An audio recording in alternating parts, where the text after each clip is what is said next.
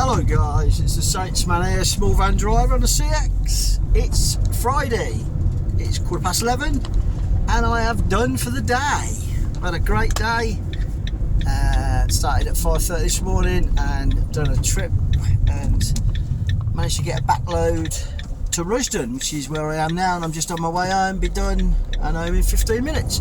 But that's not what you're here to listen to. It's my van review, my little Fiat Doblo. I've now done 40,600 miles. So I thought I'd give you a quick sort of update. Sorry about the sun is horrendous. It's making the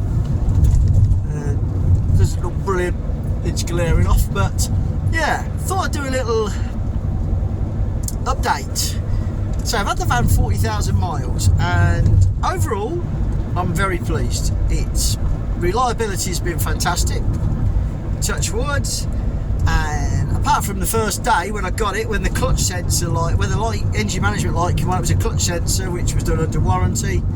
Yeah, that always worries you, but since then it has been absolutely running sweet as a nut. I haven't served, the service interval on these Doblos is 20,000 miles, which for me is too much. So what I do, I change the oil. I don't change it, Darren changes it, my mechanic, every 10,000 miles.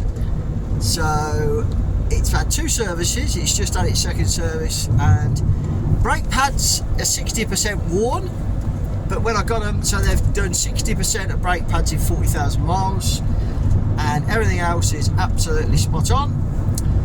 It's booked in September the 25th on a Monday. It's going to have the timing belt changed, which I anticipate is going to be, it should be near 90,000. It might not because I've got a week's holiday in 2 weeks time, so it may be about 86,000, but that's fine. I'd rather do it then than not. Now, to compare it with my previous van, which was the Citroen Berlingo, which was called Scylla.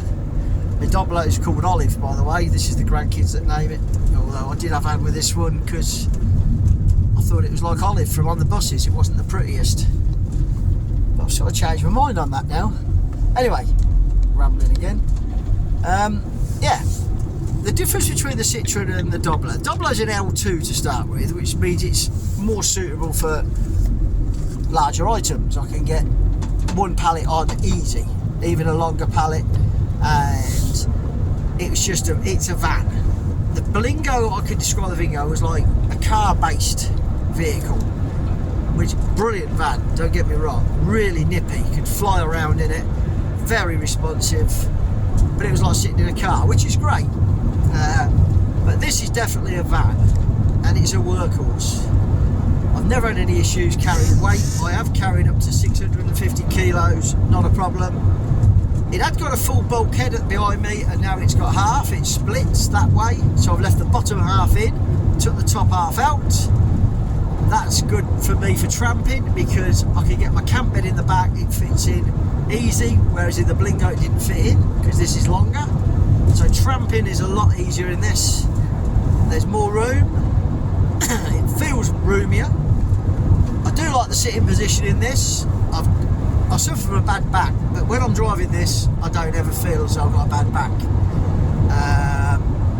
The sitting position is great, it's got cruise control, everything works, aircon's on at the minute, perfect. Let's hope it continues that way. The only downside I would say with the Doblo over the Berlingo, I can only compare it to the Berlingo because the combo I had first was a really old van, which was reliable but very old, 57 plate.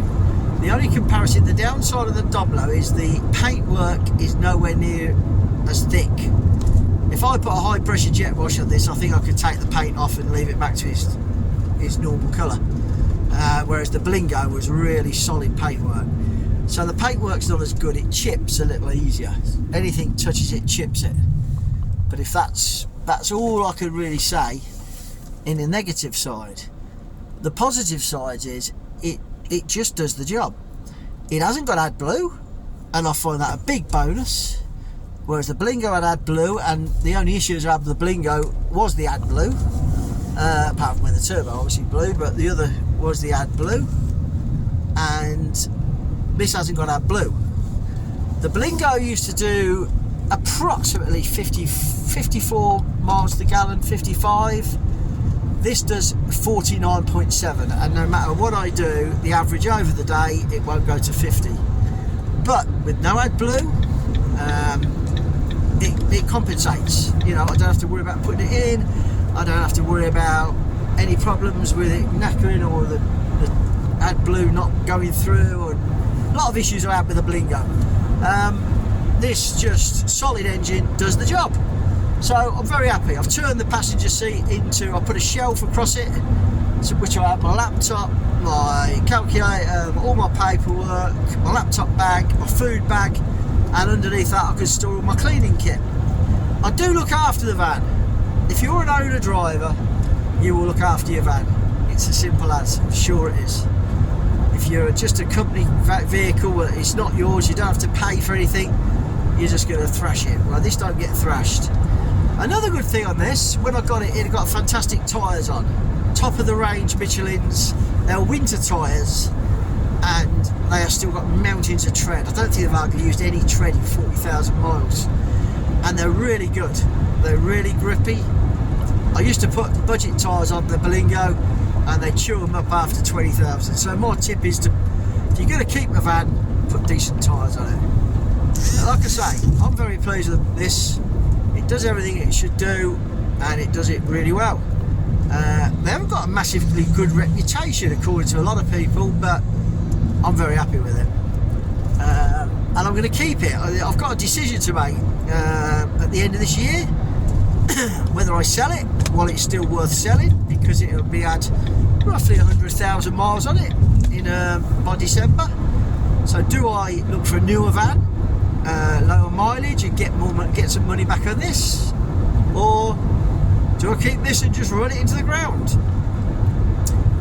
I ain't quite sure about that one. I would see how this goes in another 20,000 miles. If it's still running great, I don't see no reason why not to keep it. It's Euro 6, and I'm only intending to sort of do another probably 3 years work, 2 or 3 years more work, and then we'll see where we go from there.